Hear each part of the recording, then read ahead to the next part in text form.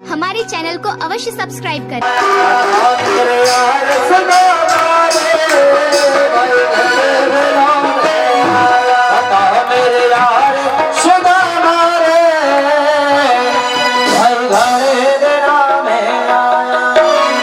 सुदामा जी महाराज की जय। जैसे ही सुदामा जी उस चावल की पोटली को लेकर के द्वारिका पहुंचे, जाकर के द्वारपालों से कहा, शीशी उपादाना जागा तने पेट भुजाने को आए बसों के ही ग्रामा।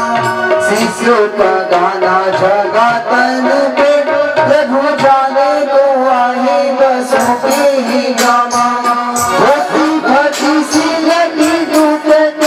और पाए बाहर की नहीं क्षमा, वारे घरों दीजे दुर्बल वसुधा अभिरामा। पूछत दीन दयाल को धाम, पूछत दीन दयाल को धाम, बतावे तेरा पैरो नाम सुदामा। पूछत दीन दयाल को धाम, बतावे तेरा पैरो नाम सुदामा। जैसे ही भगवान ने द्वारपाल के मुख से सुना कि सुदामा तुम्हें बुला रहे हैं, मेरे द्वारिकाधीश अपने सिंहासन से उठकर के दौड़ पड़े उस सुदामा के लिए और ला करके अपने स्थान पे सुदामा जी को बिठाया। रुक्मणी मैया जल लेने के लिए गई हुई थी, सत्यभामा चरण धोने के लिए, पलाट लेने के लिए गई थी। तब तक तो भगवान श्री कृष्ण ने अपने नैनों के जल से ही अपने सखा के चरणों को धोया।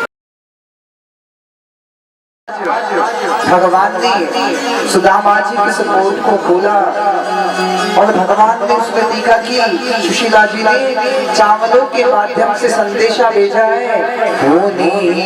संदेशा क्या भेजा था सुशीला जी ने? एक पक्ष 2 माह में 2 एकादशी हुए, हे गोविंद मेरे यहाँ नित एकादशी हुए। भगवान ने जैसे चावलों को खोला, एक मुट्ठी चावल खाने लगे और चावल खाने के साथ साथ क्या कह रहे हैं?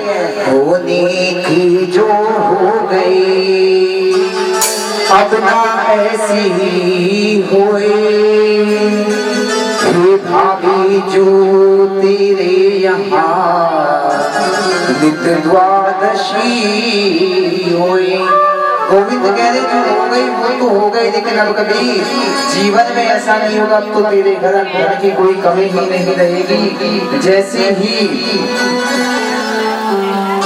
भगवान ने चावलों में से एक मुट्ठी चावल खाए, भगवान ने क्या किया?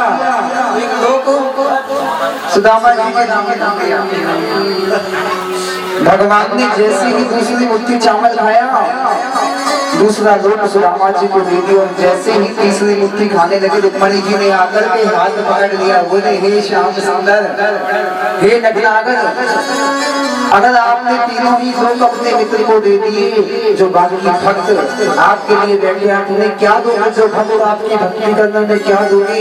तो श्याम सुंदर ने कहा, मेरे ये जो चावल जिस भक्त को प्राप्त होगी वो भी मेरे तीसरे लोक का अधिकारी है। वो चावल श्याम सुंदर ने समस्त भक्तों के ऊपर लुटा दिए। चावलों को पाकर के संसार के समस्त भक्त धनी हो गए। बोलिए कृष्ण कन्हैया लाल की। प्रिय वैष्णव भक्तजनों, यहीं पर यदुवंश का संहार हुआ। गांधारी ने श्राप क्या दिया था कि तुम्हारे यदुवंश का संहार हो जाएगा। भगवान श्री कृष्ण को श्राप दिया कि तुम्हारे यदुवंश का संहार हो जाएगा। और उस श्राप के कारण ही यदुवंशी आपस में झगड़ करके समस्त रघुवंशियों का संहार हो गया। भगवान श्री कृष्ण कहने लगे, जब रघुवंश का ही संहार हो गया तो मैं इस धराधाम पर नहीं रहने वाला अर्जुन, अब मेरा भी जाने का समय आ गया, क्योंकि अब कलयुग निकट आ गया है। क्या कही? अब कलयुग आ गया है। और जब भगवान कहने लगे, बोले कलयुग के क्या क्या नियम है सुन लो। जब कलयुग आएगा तब भगवान का कोई भजन नहीं करेगा, सब व्यक्ति आसक्ति विषय वासना में लीन हो जाएंगे। पाखंडा निर्ता संतो वैष्णवा साहब परिग्रहा। कलयुग का नियम क्या है? बोले कलयुग में संत पाखंडी हो जाएंगे और गृहस्थी संग्रहण करने में लग जाएंगे। कलयुग का नियम क्या है? नारद जी खुद कहते हैं, बोले मैं हर एक के घर में गया लेकिन मेरे मन को कहीं शांति की प्राप्ति नहीं हुई। मैं हर एक स्थान पे गया घूमने के लिए लेकिन मेरे मन को कहीं भी शांति की प्राप्ति नहीं हुई। क्योंकि संत आजकल भजन में नहीं भोजन में लगे हुए हैं। और गृहस्थी क्या कर रहे हैं? गृहस्थी को भगवान से मतलब नहीं, वो अपना गृहस्थ का संग्रहण करने में लगे हुए हैं। और जब अर्जुन से भगवान श्री कृष्ण कहने लगे, अर्जुन अब कलयुग आ गया है, ये कलयुग आ गया और जब कलयुग आ रहा है तो मैं इस धराधाम पर नहीं रहने वाला। भगवान श्री कृष्ण से अर्जुन कहने लगा, हे गोविंद क्या लक्षण है इस कलयुग के? इस कलयुग में क्या क्या होगा? तो भगवान श्री कृष्ण कहने लगे, प्रिय भक्तों हम लगातार 7 दिवस से भगवान की अमृतमयी कथाओं को श्रवण कर रहे। अब जैसे ही कथा का विश्राम का समय आया, यहाँ पर भी कलयुग आ गया है, कलयुग छा रहा है। संसार के समस्त प्राणी इस कलयुग के अंधकार में लिप्त हो रहे हैं। कलयुग सबको अपनी ओर खींच रहा है।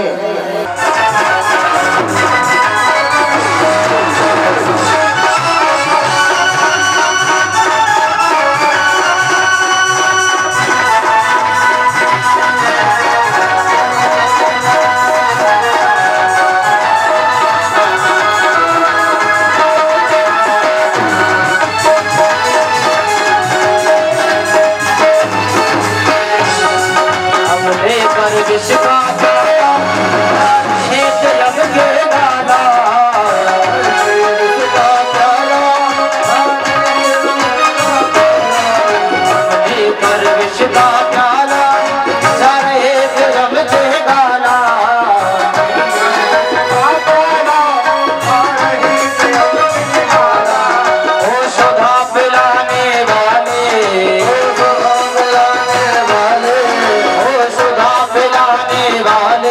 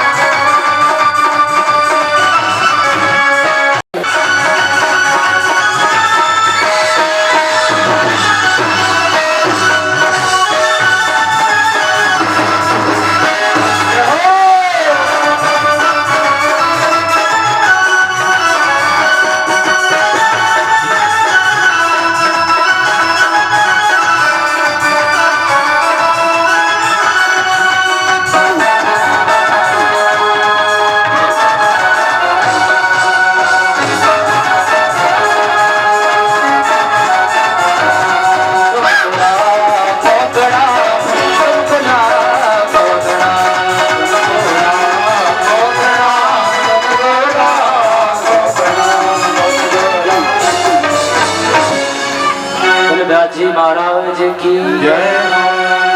करता करे न कर सके गुरु किए सब होए। सात दीप नखंड में मिल गुरु से बड़ा न कोई। सारे तीर्थ धाम आपके चरणों में। हे गुरुदेव प्रणाम आपके चरणों में। सारे तीर्थ धाम आपके चरणों में। हे गुरुदेव प्रणाम आपके चरणों में।